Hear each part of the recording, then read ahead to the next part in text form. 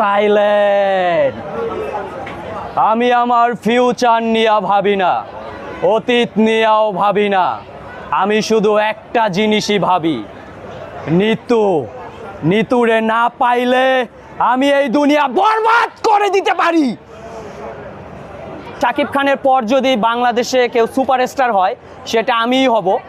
আমি আসলে নিজেকে ওইভাবে তৈরি করতেছি। শাহজাহান মমতাজরে যে কতটা ভালোবাসছে সেইটা আমি জানি না, কিন্তু আমি যে তোরে কতটা ভালোবাসি সেইটা শুধু আমি জানি, আর ওই উপর আল্লাহ জানে। শাকিব খান তো আমাকে বরবাদ করে দেয়নি, পুরো বাংলাদেশকে বরবাদ করে দিয়েছে। তো প্রথম দিন দেখা হয়েছে, তো আবার বসুন্ধরা সিনেপ্লেক্সে আবার দেখতে চলে এলাম। হ্যাঁ, বরাবর বলতে ছোটবেলা থেকে যখন থেকে বুঝতে শুরু করি তখন থেকেই শাকিব খানের মুভি দেখে বড় হওয়া। ভালো লাগা, লাইফস্টাইল, তার অভিনয় যেভাবে কারেকশন করছে, যেভাবে আপনার ডায়লগ ডেলিভারি দেয়, তারপর ডায়লগগুলো মানে সব দিক থেকে অলরাউন্ডার। ভালো লাগা যেতেই পারে, শুধু আমার না, বাংলাদেশের সবারই এখন বর্তমানে ভালো লাগে। নিজের রেকর্ডই তো নিজে ভাঙে, তো কোনটা থেকে কোনটা বলবো, কোনটা রেখে বুঝতে পারতেছি না। গতবার প্রিয়তমা রিলিজ পাওয়ার পর প্রিয়তমারটা এখন বরবাদ করে দিছে, নিজের রেকর্ডই ভাঙলো। তো আবার আশা করি যে বরবাদ তাণ্ডব দিয়ে তার নিজের রেকর্ড নিজে ভাঙবে।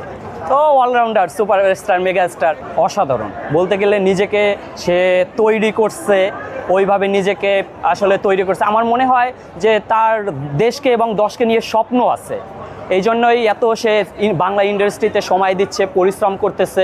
এটা আসলে আমরা কাদা ছোড়াছড়ি না করে তাকে আরও হেল্প করা দরকার, তাকে আরও ভালো ভালো মুভি নিয়ে কাজ করা দরকার। বাংলাদেশে একটু কাদা ছোড়াছড়ি হয়, এই জন্য হয়তো বা, তো ঠিক হয়ে যাবে। আমি মনে করি যে যেভাবে নিজেকে এগিয়ে নিয়ে যাচ্ছে, এখন তো প্রতিটা হল এবং প্রতিটা হলে মানুষ আসতেছে। আমি অনেক ইন্টারভিউতে, অনেক ভিডিওতে দেখেছি যারা 10 বছর 15 বছর মুভি দেখে নাই, তারাও হলে চলে আসতেছে। তো এখন থেকে বাংলাদেশের যারা আছে মুভি নিয়ে তৈরি করতো, তারা এখন সাহস পাবে ভালো ইনভেস্ট করার জন্য। টিজার সবচেয়ে ভালো লেগেছে, যেটা আমার ডায়লগ ভাইরাল হয়েছিল, এটা সবচেয়ে ভাইরাল আর কি ডায়লগ, তো সেটা আমি দেই। হ্যাঁ,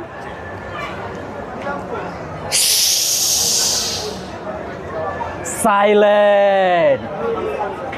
আমি আমার ফিউচার নিয়ে ভাবি না, অতীত নিয়েও ভাবি না। আমি শুধু একটা জিনিসই ভাবি, নিতু। নিতুরে না পাইলে আমি এই দুনিয়া বরবাদ করে দিতে পারি। তো এই ডায়লগটা আমার অনেক ভালো লাগছে। এইবার যে টিজারটা ছিল, আর সবচেয়ে আমার মনে হয় বেস্ট টিজার, অনেক ভালো লাগছে। আর হচ্ছে গিয়ে শাকিব খানের ব্যাপারে বলতে গেলে অনেক কথাই বলা যায়। তো তার তো একটা ডায়লগই আছে যে আমি নিজের ঢোল নিজে পেটাই না, আমার পরিচয় পাবলিক দেবে, আমি না। তো পাবলিক দেখিয়ে দিয়েছে আসলে বরবাদ কি জিনিস। সারা বাংলাদেশের মানুষ সবাই সাড়া ফেলেছে বরবাদের। আমি মনে করি এগিয়ে যাক বরবাদ। এখন পর্যন্ত যারা বরবাদ দেখতে আসেন নাই, সবাই চলে আসবেন প্রেক্ষাগৃহে, পরিবার পরিজন সবাইকে নিয়ে চলে আসবেন বরবাদ দেখতে। শাকিব খানের পর যদি বাংলাদেশে কেউ সুপারস্টার হয় সেটা আমিই হব। আমি আসলে নিজেকে ওইভাবে তৈরি করতেছি, যেভাবে হওয়া দরকার, নিজেকে তৈরি করা দরকার, ওইভাবে তৈরি করতেছি। আর হচ্ছে গিয়ে এখন বলতে গেলে টুকটাক নাটকে কাজ করা হয়। আর এক কথায় বলা যায় যে ক্ষুদ্র আর্টিস্ট, জুনিয়র আর্টিস্ট, কিন্তু আসলে স্বপ্নটা অনেক বড়। শুরু থেকেই শুরু করতেছি, ওইভাবে কারো হাত ধরে না। তারপরে যদি কেউ হাত বাড়িয়ে দেয় তাহলে সহজ হয়ে যাবে। কারো হাত ধরেও হয়, ক্লাসিফিকেশন ওইটাও হয়। বাট এক কথা বলতে গেলে আসলে এটা মূলত প্রতিভার একটা ব্যাপার থাকে আমি মনে করি। আসলে কারো ওইভাবে তাহলে যদি আপনি বলেন তাহলে তো কাজী হায়াতের ছেলে হচ্ছে গিয়ে কাজী মারুফ, তো তার তো এখন সুপারস্টার মেগাস্টার থাকার কথা। তার বাবা তো ওইভাবে জানেন সবাই, অজানা কিছুই না। আসলে এটা নিজেকে তৈরি করার একটা ব্যাপার থাকে, নিজেকে অ্যাচিভমেন্ট করার, সব কিছু তৈরি করার একটা ব্যাপার থাকে, এটা হচ্ছে বড় ব্যাপার। আসলে কারো হাত ধরে বা নিজেকে তৈরি করা বা এইভাবে টাকা দিয়ে হিরো হওয়া, ওইভাবে কোনো হয় না। তাহলে আসলে এর আগে অনেক নায়কই ছিল, দেখা যায় বাপ্পি ভাই, তারপরে সিয়াম ভাই, তারপর অনেক নায়কই আছে। তো হুট করে নাটক থেকে আফরান নিশো ভাই হুট করে চলে আসলো কীভাবে?